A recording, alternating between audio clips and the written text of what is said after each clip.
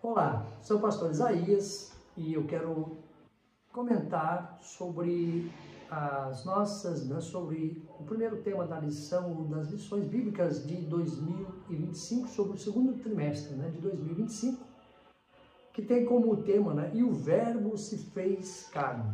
A primeira lição fala o verbo que se tornou carne. E dá aqui uma sugestão no auxílio bibliográfico sobre a Bíblia de Estudo Aplicação Pessoal, na página 1410, que eu quero fazer essa leitura e comentar com vocês, que diz o seguinte: Deus falou e as galáxias assumiram seu lugar. As estrelas iluminaram o céu e os planetas começaram a mover-se em sua órbita ao redor do Sol. Foram palavras impressionantes, sem limites e extremamente poderosas. Ele falou novamente: as águas e a terra foram preenchidas com plantas, e as criaturas que correm, nadam, crescem e multiplicam-se. Palavras que trazem inspiração, que dão a respiração, e o homem e a mulher foram formados com capacidade para pensar, falar e amar. Palavras de glória pessoal e criativo, eterno, infinito e sem limites. Deus foi e sempre será o Criador e o Senhor de tudo o que existe. E este é o Deus que nós servimos. No princípio criou Deus os céus e a terra. O livro do Gênesis nos dá esta importante mensagem, o Deus Criador de tudo e de todos, e desse grande universo do qual nós fazemos parte, nós temos a nossa parte aqui nesse planeta Terra. Um dia Deus encarnou, veio uma partícula do universo, o planeta Terra. O poderoso Criador se tornou uma parte da criação, limitada pelo tempo e espaço, suscetível ao envelhecimento, às enfermidades e à morte. Mas o amor o impeliu. Então, ele veio para livrar e salvar aqueles que estavam perdidos e dar-lhes o presente da eternidade. Graças a Deus por isso, que Jesus, em uma passagem muito conhecida na Bíblia, e Deus amou o mundo de tal maneira, João falando sobre isso, que deu o seu Filho unigênito para que todo aquele que nele crê não pereça, mas tenha a vida eterna. Então João teve essa oportunidade de falar deste Jesus de forma toda especial. Então veio para livrar e salvar. E diz: aqueles que estavam perdidos, como eu já falei, dando-lhes o presente da eternidade. Ele é a palavra, o verbo, é Jesus, o Messias, aquele que Isaías profetizou, aquele que vários profetas falaram, mas Isaías em particular foi o profeta messiânico, que falou sobre a vinda do Messias, e Jesus veio e esteve, e o verbo se fez carne e habitou entre nós. São estas verdades que o apóstolo João nos ensina em seu evangelho, que não é apenas a descrição da vida de Cristo, é um poderoso argumento a favor da encarnação, uma demonstração definitiva de que Jesus era o Filho de Deus, enviado do céu, e a única fonte de vida eterna. Vemos aqui uma missão importante do apóstolo João, de mostrar à humanidade, ou aqueles que viviam naquela época, que aquele Jesus que estava caminhando juntamente com ele, o chamou para fazer parte do seu ministério, de presenciar aquilo que Jesus tinha para fazer aqui na terra, que nós vemos que eram milagres, maravilhas, Jesus curando, Jesus abençoando, Jesus libertando as pessoas. Então João, ele foi uma testemunha ocular, ele viu tudo isso que Jesus fez. No princípio era o verbo, e o verbo estava com Deus, né? E aqui ele fala, né? Deus, no princípio era o verbo estava com Deus e o verbo era Deus. Ele estava no princípio com Deus, João 1, verso 1 e 2. O restante do livro prossegue desenvolvendo esse tema, né? Sabemos aqui que João ele vai agora descrever, né, os milagres que Jesus realizou, e João teve a oportunidade de ali testemunhar. Escolheu 8 dos milagres de Jesus, ou sinais e prodígios, como o escritor o chama, para revelar a natureza humana e a divina e a missão vivificante dele.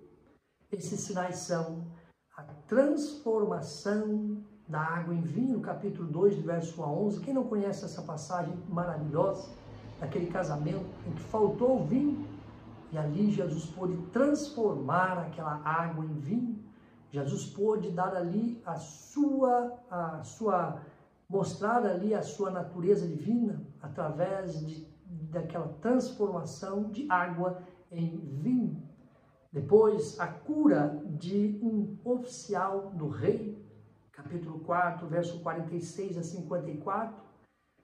Não sou digno que entres na minha casa, diga-me somente uma palavra, o meu criado sarará. E Jesus enviou sim uma palavra, a sua palavra, e o criado foi curado. A cura de um homem coxo no tanque de Betesda, capítulo que aqui fala, né? Tanque de Betesda, capítulo 5, verso de 1 a 9. Aquele homem todos os dias estava ali esperando o mover das águas. Mas um dia ele conheceu Jesus, o Messias, o prometido, o enviado de Deus. Ali ele teve a oportunidade de ser curado. Pegue a sua cama e anda. E Jesus ali curou aquele coxo, né, no tanque de Betesda. A alimentação de mais de 5.000 pessoas pela multiplicação de alguns pães e peixes. Que tens ali, né, apenas 5 pães e peixes. Pede que eles sentem em grupos, e ali os discípulos foram distribuindo aqueles pães, aqueles 5 pães e os peixes, e todas aquelas pessoas se alimentaram, e ainda sobraram cestos de pães, um grande milagre. E João estava ali presenciando tudo isso, vendo com os teus olhos o que nós não apenas temos a oportunidade de crer quando nós lemos a palavra do Senhor. A caminhada de Jesus sobre as águas, capítulo 6, verso 15 a 21, nós vemos ali, né, Jesus caminhando, desafiando a lei da física, andando sobre as águas.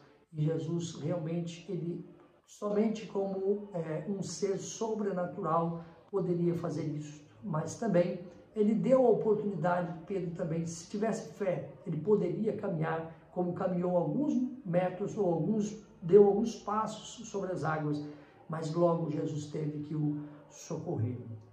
A restauração da vista de um homem cego, Jesus aqui ele faz algo para que, quando nós olhamos e vemos a palavra do Senhor, Isaías fala sobre isso, né? Ele veio dar vista aos cegos, veio dar com que os coxos pudessem andar, ou seja, Jesus veio curar aqueles que estavam doentes, né? Mostrando até mesmo, não só curando, mas também ressuscitando mortos.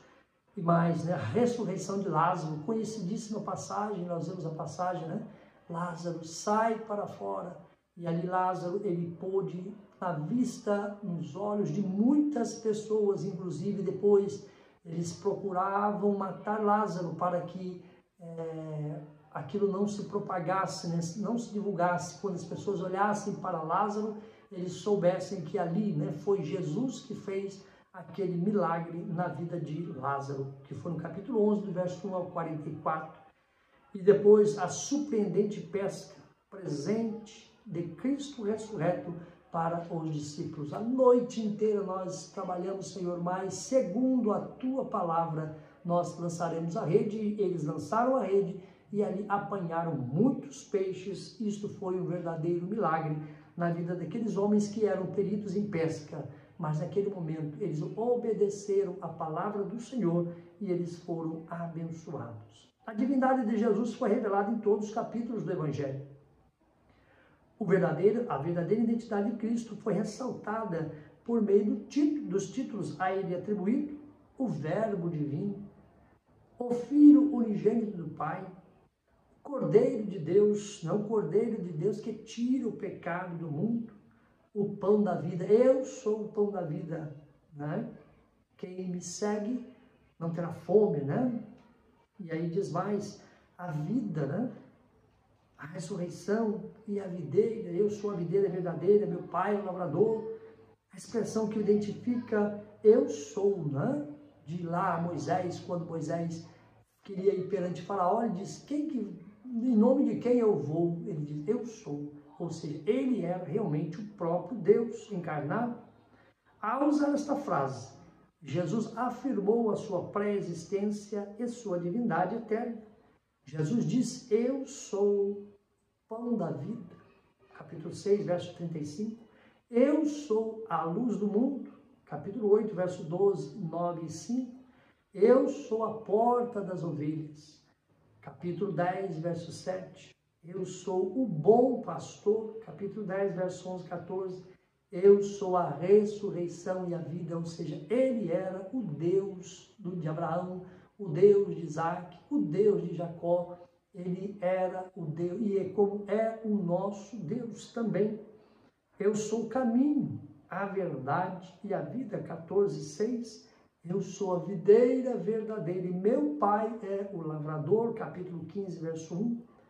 O sinal mais importante do poder e da deidade de Jesus é a ressurreição.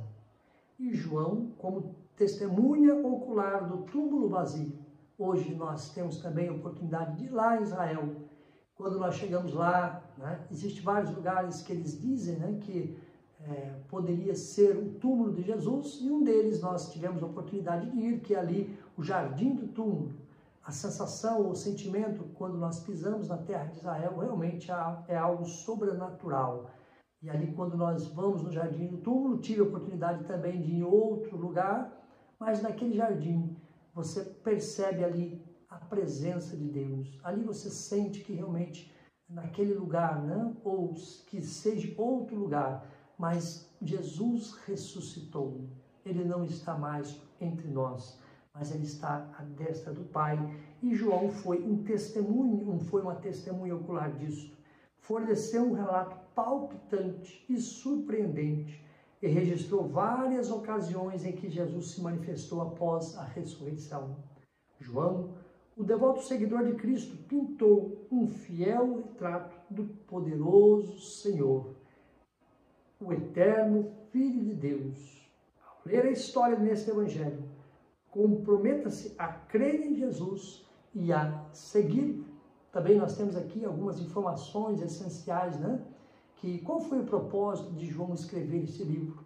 Comprovar que Jesus é o Filho de Deus e que todo aquele que nele crê tem a vida eterna. Você precisa, após ler, quando estudar esta lição em domingo, primeiro domingo, né, esse trimestre todo, né, nós estaremos falando de Jesus, o Verbo se fez carne. Você pode e tem que, né, essa lição maravilhosa que nós estaremos estudando, você deve se dedicar, né, à leitura do texto de João, ler, estudar, se aprofundar, para que você possa realmente conhecer Jesus e também ser uma testemunha de Jesus como um verdadeiro testemunhar, né, de Jesus, que verdadeiramente ele é o Filho de Deus. O autor que aqui fala é João, filho de Zebedeu, irmão Tiago, e o apóstolo apelidado de Filho do Trovão.